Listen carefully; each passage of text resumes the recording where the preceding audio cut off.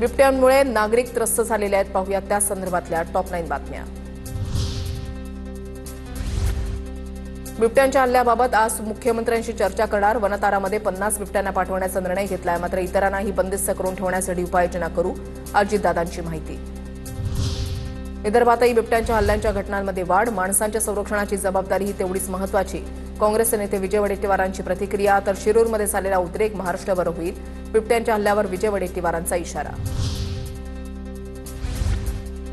जांबूत पिंपरखेड परिसरामधील नरभक्षक बिबट्यांना गोळ्या घाला, खासदार अमोल कोल्हे यांची मागणी। कोल्हे यांचं मुख्य वन संरक्षक आशिष ठाकरेंना पत्र।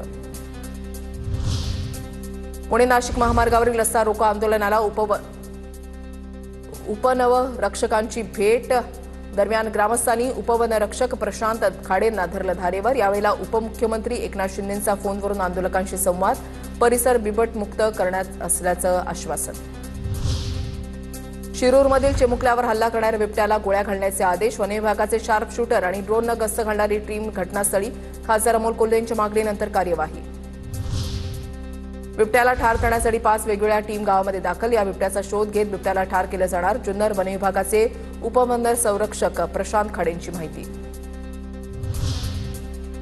15 दिवसांमध्ये 3 जणांचे जीव गेले, आमची सहन करण्याची ताकद संपली। जुन्नरचे आमदार शरद सोनवणे आक्रमक।